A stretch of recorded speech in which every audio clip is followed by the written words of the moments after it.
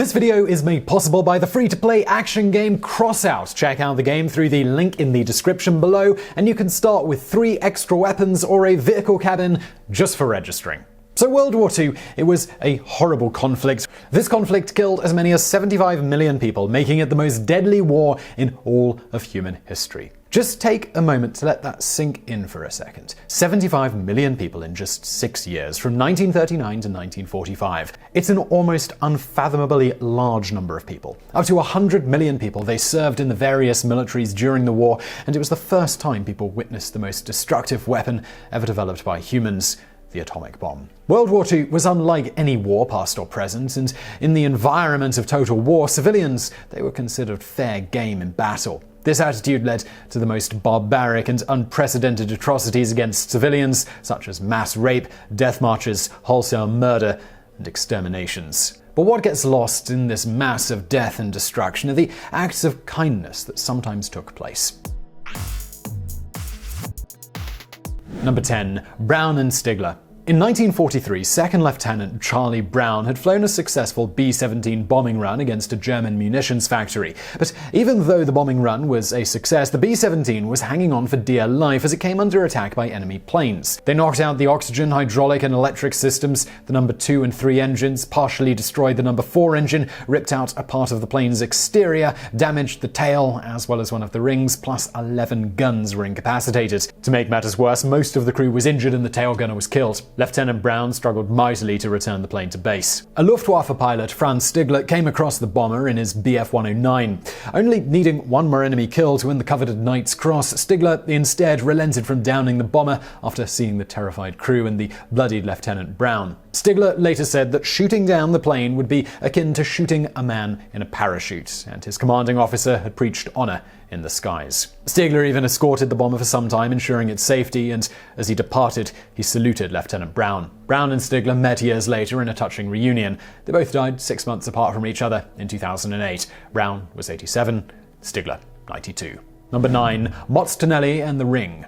Mario Motts Tonelli was a former fullback with Notre Dame who once ran 76 yards for a touchdown against the University of Southern California, as well as playing in the NFL for the Chicago Cardinals. In 1942, Motts, serving in the U.S. Army as a sergeant in the 200th Coast Artillery, found himself in the Bataan Death March, where thousands of American and Filipino prisoners of war would perish. During the march, a Japanese soldier demanded that Motts give up his Notre Dame class ring. At first, Motts resisted and fought the notion and balked at giving up his once prized possession. The Japanese soldier then pressed a bayonet to Motts' neck, and at the behest of his fellow Americans, he finally gave it up.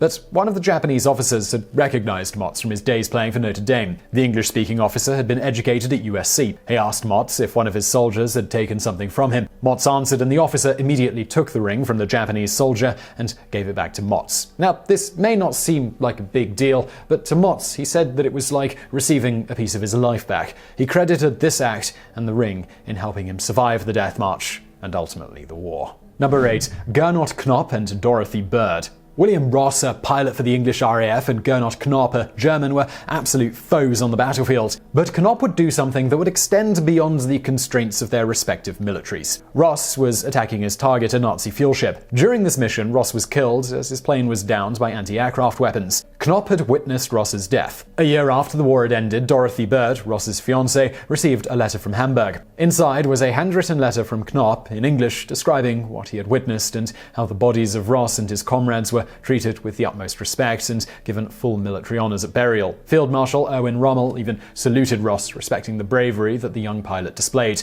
In addition to the letter, Knop returned some of Ross's possessions, such as stamps, banknotes, and a picture of Ross with his rugby team. He also sent Ms. Bird a photograph of Porto Bardia marked with an X to show where Ross had crashed. Even though Ms. Bird knew of her husband's death, she said that the letter brought her great comfort. Number 7. Christmas Eve Miracle. Fritz Winken was a child when German and US forces were engaging in a life-or-death struggle in the Battle of the Bulge, Germany's last-ditch effort to turn the tides of war in their favor. He was left in a shack with his mother away from the battlefield by his father, a German soldier. During the chaos of the battle, it was not uncommon for soldiers to get separated from their units in the dark woods.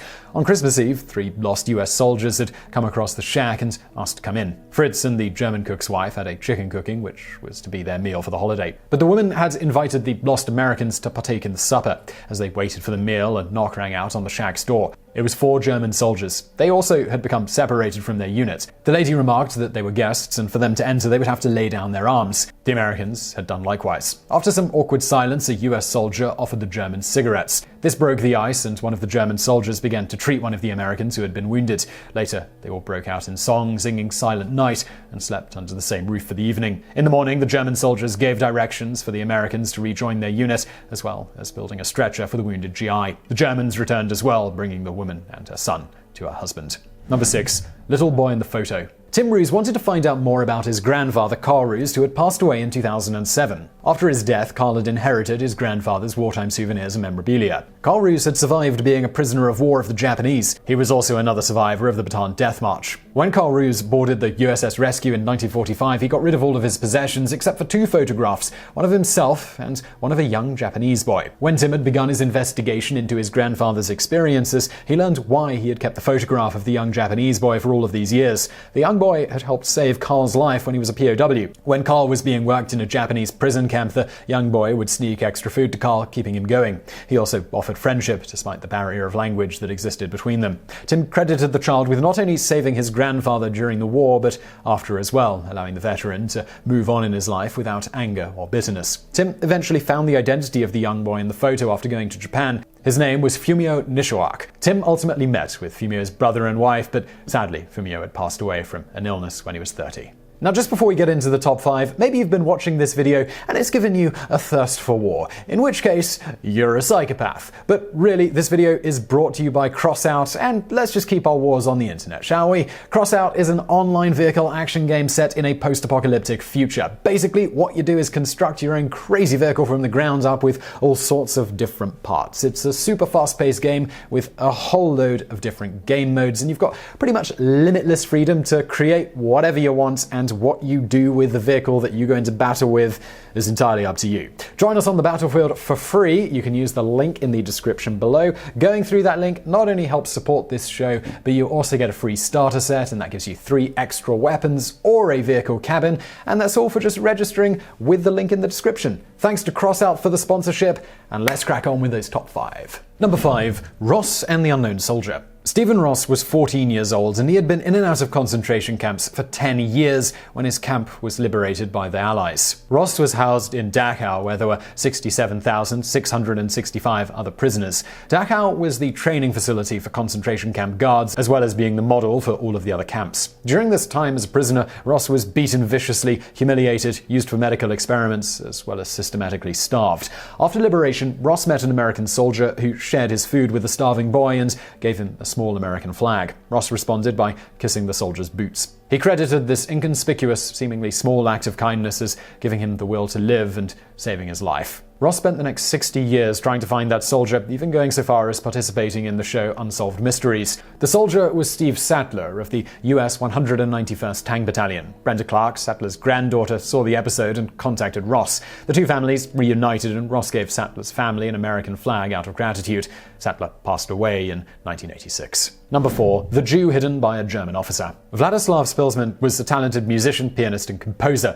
When World War II broke out and the Germans occupied Poland, all of the Jews were segregated from the rest of the city in the notorious Warsaw Ghetto. Spilsman and his family were moved into the district, where he continued to work as a musician to earn any money he could for his family. Even though conditions in the district were horrid, with overcrowding, starvation, and disease, Spilsman continued to try and work. Eventually, he and his family were rounded up for transportation to Treblinka in 1942 for the express purpose of extermination. He was saved by happenstance and was left behind in Warsaw. After this, he just kept out of sight. Spilsman was eventually hidden by some of his musician friends. But in 1944, his secret was discovered, and he was found by a German officer called Captain Wilhelm Hossenfeld. Spilsman all but expected to be turned in, but Hossenfeld did the opposite. He actually helped Spilsman evade capture. Hossenfeld was enamored by the piano-playing skills of Spilsman. Hossenfeld helped Spilsman by bringing him food for sustenance and giving him a place to hide out under the noses of the Nazis. Spilsman later found out that Hossenfeld was captured by the Russians and had died as a POW in a gulag. Spilsman's story was the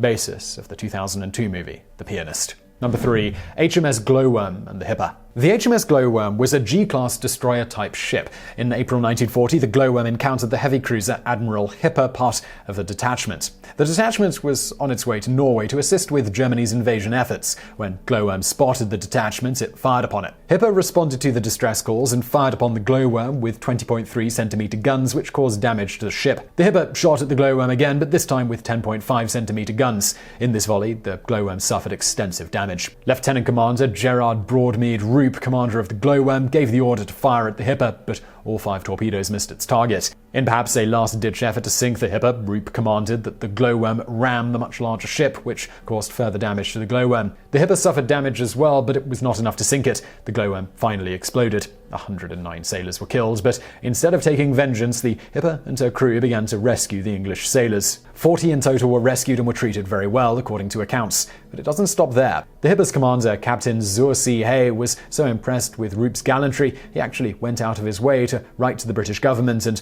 recommend the highest English award, the Victoria Cross, for his enemy. Number 2. Richard Carroll. Richard Carroll was a B-24 bomber pilot. He was tasked with bombing missions to destroy the strategic targets of German arsenal factories in Eastern Europe. Every time he went on a run, Carroll was targeted by German flak guns, which left black clouds all around his bomber. Carroll witnessed one bomber get hit directly by a flak gun. This was on his first mission, so it certainly left an impression. While on his 15th run, flaks caught up with his bomber, causing a propeller to be destroyed. Terrified, he had resigned himself to surrender or death. Landing in Hungary, he was deep in enemy territory, as the locals were angry at American bombers for the amount of destruction they'd caused. However, before the natives could harm him, the local police, they interceded. They could have left him in the hands of the locals to do as they wish, which probably meant killing him, but instead, seeing that he was seriously wounded, they took him to a local military hospital, where he learned that he had been shot in the heart. Carroll credited the mercy of the Hungarian military with saving his life, as military doctors and nurses toiled away to keep him going, even as he was near death, time and time again.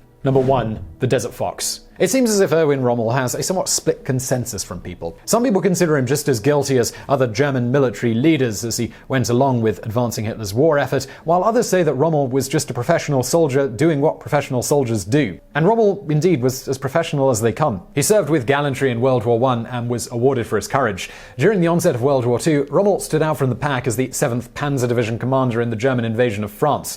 Rommel was never a member of the Nazi Party and seemed to stay away from the political intrigue that high-ranking members of the military were embroiled in. Rommel just focused on the job at hand and doing that job well. He got the nickname the Desert Fox for his ingenious leadership of the Afrika Korps in northern Africa. His skill was such that even his enemies were forced to recognize his ability and give him due respect. The Desert Fox truly gained the respect of his troops and his enemies, but not just for his battlefield tactics, but also due to his humanity and chivalry towards the enemy. The Afrika Korps, under his command, was never accused of committing any war crimes or atrocities like many other German units. Prisoners of war who were captured or surrendered to Rommel's forces were treated humanely, and more importantly, Rommel deliberately ignored an order from the Nazi leadership to automatically execute every British commando or Jewish prisoner that was captured. Rommel saved countless lives by doing this. The Desert Fox also refused to engage in slave labor, which other units were notorious for doing. Rommel soon became disillusioned with Hitler and joined a conspiracy to overthrow the Führer. His involvement was discovered, and Hitler, due to Rommel's immense popularity, gave him the option of committing suicide with the promise that his family would be spared. Thus, in 1944, Rommel decided to take this route and killed himself via cyanide, saving his family.